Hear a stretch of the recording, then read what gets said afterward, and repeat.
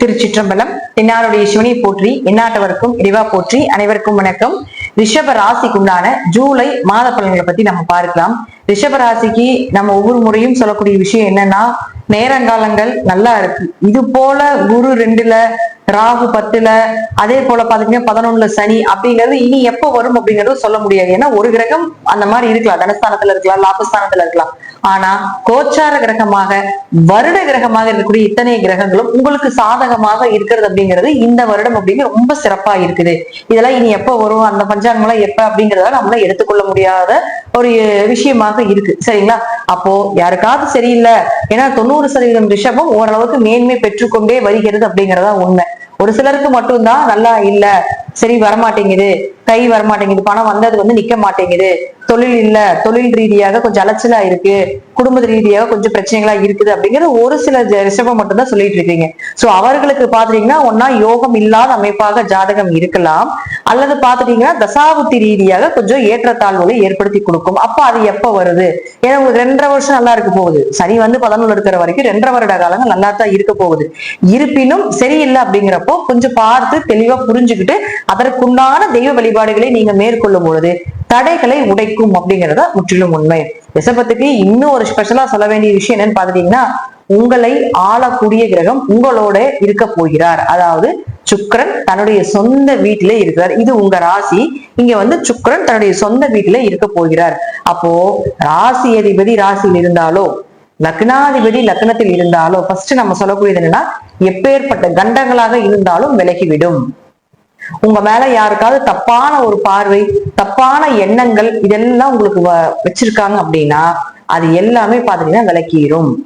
ராசி அதிபதி ராசியில் இருப்பது உங்களுடைய அடுத்த படிக்குண்டான, அடுத்த ஸ்டேஜுக்குண்டான ஒரு பயணமாக இருக்கும். அப்போ ஒரு விஷயம் பண்றீங்க, ஒரு மருத்துவ செலவுக்கு போறீங்க, அல்லது ஒருத்தர்கிட்ட பணம் கேட்க போறீங்க, அல்லது பணம் வாங்க போறீங்க, அல்லது சொந்த பந்தத்தில் ஒரு சுப நிகழ்ச்சிகள் நடத்துறதுக்கு போறீங்க. இது எல்லாமே என்ன தொட்டாலும் சக்சஸ், எதை தொட்டாலும் சக்சஸ். இந்த மாதம் முழுவதுமே சுக்கிரன் இங்கதான் இருக்கிறார். அப்போ இந்த சுக்கிரனை பயன்படுத்தி கொண்டு நீங்கள் இந்த மாதம் உங்களுடைய தடைகளுக்கு உண்டான விஷயத்தை சரி செய்து கொள்ளுங்கள். ஒரு பக்கம் போகணும், பணம் வாங்கணும், குடிக்கணும், அதெல்லாம் நின்று போச்சுங்க, இழந்துட்டங்க அப்படின்னு என்னதான் உங்க வாழ்க்கையில தவறான ஒரு நெகட்டிவான விஷயங்கள் இயங்கிட்டு இருந்தாலும் கூட இந்த காலகட்டங்கள்ல அது எல்லாமே உங்களுக்கு சாதகமாக நீங்க எதிர்பார்த்தபடி ஒரு சந்தோஷத்துல நடக்கும் அப்படிங்கறத நம்ம எடுத்துக்கலாம். அடுத்தது புதன். இந்த புதனை பொறுத்த வரைக்கும் பாத்தீங்கன்னா 2 மற்றும் 5ஆம் அதிபதி குடும்பம், குழந்தைகள், பொருளாதாரம், குல தெய்வம், குடும்ப ஒற்றுமையை சொல்லக்கூடியது, அதே போல அதிர்ஷ்டம், இது எல்லாமே உங்களுக்கு புதன் தான் கொடுப்பார். அந்த புதன் அப்படின்னு சொல்லக்கூடியவர் உங்க ஜாதகத்துல 3ஆம் வீட்டுக்கு வரப்போகிறார். 2 3க்கு வரும்பொழுது கையில பணம் எண்ணிக்கிட்டே இருப்பீங்க. ஏதாவது ஒரு வழியில பணப்புழக்கங்கள் ஏற்படும், அல்லது உங்க குழந்தைகள் ரீதியாக, அல்லது உங்க குழந்தைகளுக்கு இது போல ஏதாவது பணப்புழக்கங்கள் ஏற்படும் அப்படிங்கறத உண்மை. ஆனால் 18ஆம் தேதிக்கு மேல பாத்துட்டீங்கன்னா உங்களுக்கு புதன் வக்ரமாகிறார். உங்க ஜாதகத்துல புதன் வக்ரமாக இருந்தால் அது எப்போ, அதாவது ஆகஸ்ட் மாதம் 11ஆம் தேதி வரைக்கும் வக்ரகதியில தான் இருக்க போகுது. அப்போ உங்க ஜாதகத்துல புதன் வக்ரமாக இருந்தால் இன்னும் கொஞ்சம் அதிக பலத்தை கொடுக்கும், இன்னும் கொஞ்சம் பணப்புழக்கத்தை கொடுக்கும், குடும்ப ஒற்றுமையை அதிகமாக ஏற்படுத்தி கொடுக்கும்.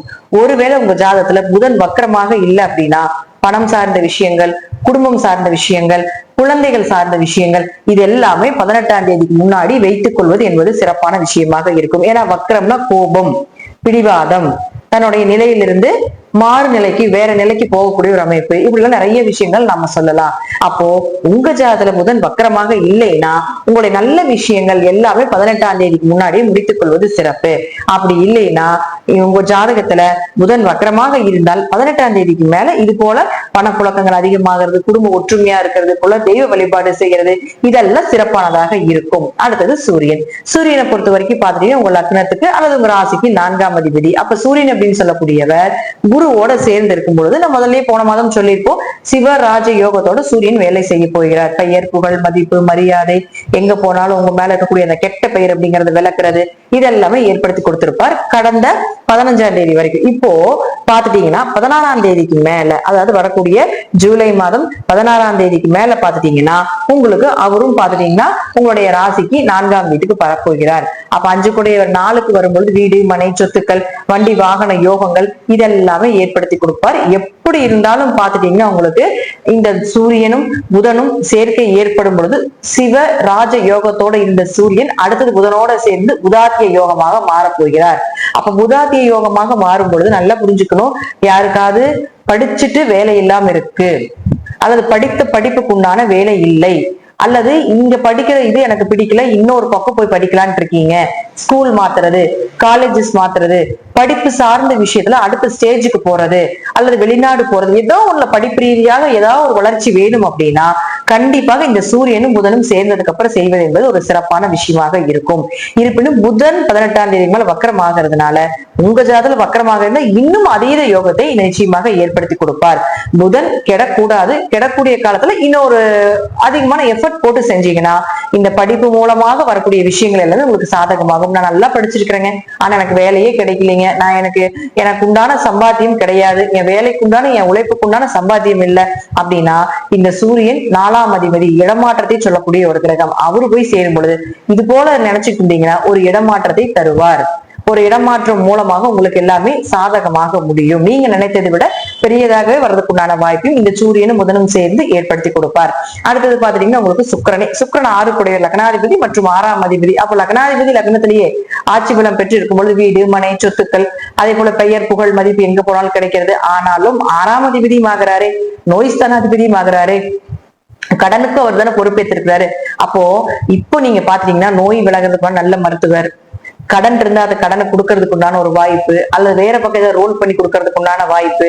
சுக்கிரன் அப்படின்னாலே உங்களுக்கு 6 கூடையவர், வேலை வாய்ப்புகளை சொல்லக்கூடியவர். அப்போ இப்ப சூரியனும் புதனும் சேர்ந்து இருக்கும் பொழுது அப்ப இடமாற்றத்தை கொடுக்கக்கூடிய அமைப்பை ஏற்படுத்தி கொடுக்குது இல்லையா 4ஆம் அதிபதியும் சொல்லக்கூடிய தொடர்பு. அப்போ அதே போல 6ஆம் அதிபதியும் நல்லா இருக்கிறதுனால வேலைக்காக ஒரு இடமாற்றம், தொழிலுக்காக ஒரு இடமாற்றம், படிப்புக்காக ஒரு இடமாற்றம், இல்ல இந்த வீட்டுல இருக்கிறதுக்கு எங்களுக்கு பிடிக்கலைங்க, இந்த வாஸ்து சரியில்லைங்க, இந்த வீட்டுக்கு வந்ததுல எங்களுக்கு பிரச்சனையா இருக்குது அப்படின்னா அதுல இருந்து பிரச்சனையில இருந்து வெளியே வர்றதுக்கு ஒரு இடமாற்றங்கள், இது எல்லாமே சுக்கிரன் நினைத்தது எல்லாமே இந்த மாதம் நடத்தி கொடுக்கக்கூடிய ஒரு அமைப்பை ஏற்படுத்தி கொடுத்து விடுவார். அடுத்தது முதலே சொல்லிக்கிறோம், குருவை பொறுத்த வரைக்கும் 2ஆம் வீட்டுல இருந்து பணத்தை கொடுத்தே ஆகணுங்கிறது விதி, வேற வழியே இல்லை. எப்படிதான் அவர் ஒரு வருஷம் அங்க இருக்கிறாருன்னு உங்களுக்கு அந்த விஷயத்த அவர் வந்து அங்க இருந்ததுக்கு உண்டான ஒரு பலனை கண்டிப்பா கொடுப்பார். தசாபுத்திகளே சரியில்லைனாலும் கூட ஏதாவது ஒரு வழியில கொடுத்துட்டு தான் போகணும் அப்படிங்கிற அமைப்பு உண்டு. அப்ப அவரும் பாருங்க 8ஆம் வீடு 2, 8 தொடர்பு எப்படியும் வந்து உங்களுக்கு பணப்புழக்கத்தை கொடுத்தே தீரணும். மறைமுக பணம், திடீர் பணவரவுகள் இதெல்லாம் ஏற்படுத்தி கொடுத்துருவார். அடுத்தது சனியை பொறுத்த வரைக்கும் பாத்துட்டீங்கன்னா இந்த மாதம் இவரும் வக்ரமாக போகிறார். அதுவும் பாத்துட்டீங்கன்னா 13ஆம் தேதி வக்ரமாக தொடங்கி நவம்பர் மாதம் 28ஆம் தேதி வரைக்கும் வக்ரகதியே.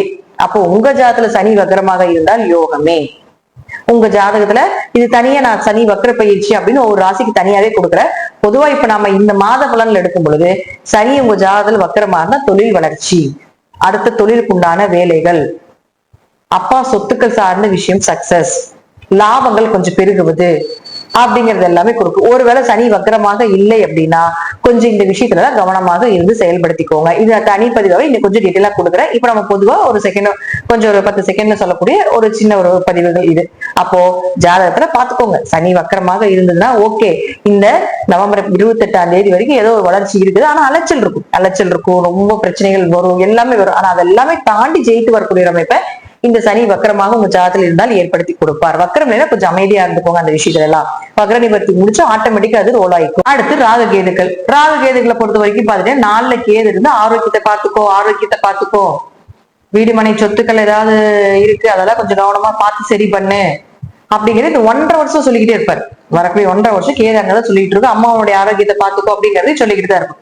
அதே போல ராகு பொறுத்த வரைக்கும் பாத்தீங்கன்னா 10ஆம் வீட்டுல ராகு இருக்குது. அப்ப 10ஆம் வீட்டில் ராகு இருக்கக்கூடிய காலகட்டங்கள்ல எப்படி உங்களுக்கு தொழில் ரீதியாக ஒரு வளர்ச்சி, அடுத்த கட்டம் 1.5 வருஷம் தொழிலுக்கு உண்டான விஷயத்த நீங்க தாராளமாக மூவ் பண்ணலாம்.